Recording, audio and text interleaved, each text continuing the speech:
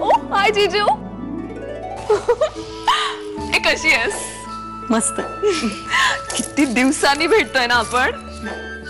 मला तर आता वाटलं होतं की तू म्हणजे आता आम्हाला. मधुरा, अगं या ना, बसा ना, मी लगेच पानं घेते. नाही नको, मी निघेन आता. हो असं कसं चालेल? अहो मी तुमच्याकडे नाही जेवले कारण तशी रीत आहे, पण तुमचा जावयाचा मान आहे. जावयाचा मान? काकांनी तुम्हाला काहीच सांगितलेलं दिसत नाहीये. काय बोलले नाही शिवराय? हेच की त्यांची उद्या एक महत्वाची मीटिंग आहे कोल्हापूरमध्ये. नाही म्हणजे आमचं बोलणं झालंय, त्यामुळे तातडीने निघणार आहेत लगेच ते. या, मी तुम्हाला बाहेर सोडतो. या येतो.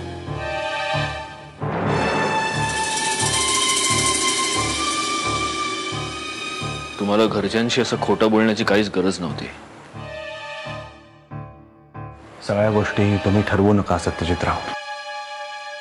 जे झालं ते झालं, संपलं. पुन्हा त्याची वाच्यता नको. हे या घरच्यांच्या, मंजिरीच्या आणि तुमच्याही भल्याचं आहे.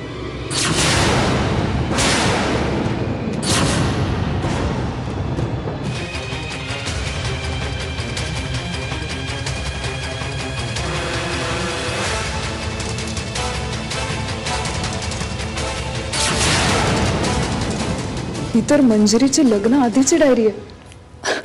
हेच तर मी शोधत होते. या डायरीत मला नक्की काहीतरी सापडेल.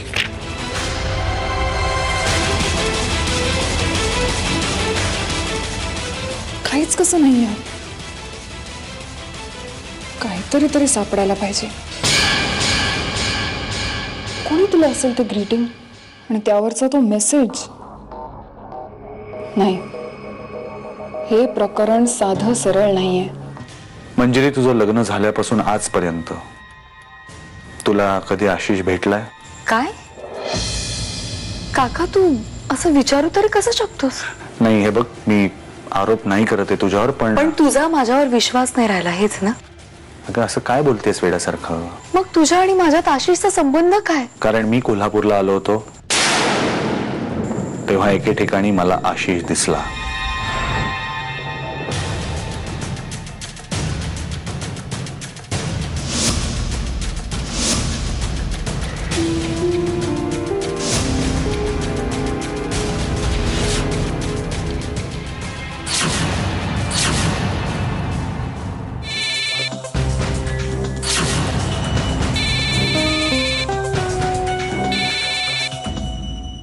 हॅलो.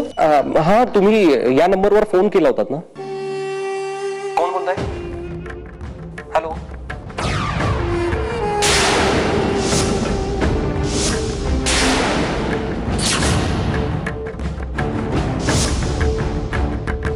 तू इथे काय करतेस?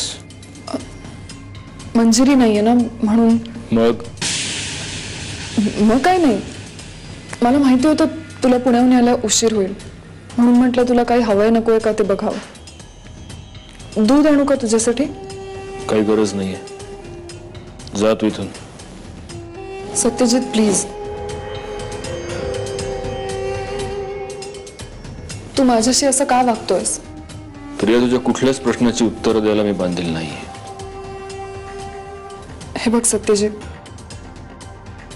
मला जो माझा खूप चांगला मित्र होता तो सत्यजित परत हवाय. प्लीज, आपल्यामध्ये जे काही झालं ते विसरून, सगळं मागे टाकून आपण पुन्हा एकदा नव्याने मैत्री नाही करू शकत का?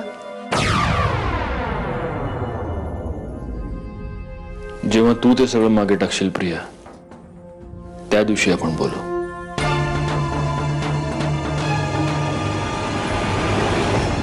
बाहेर जाताना दार लावून घे.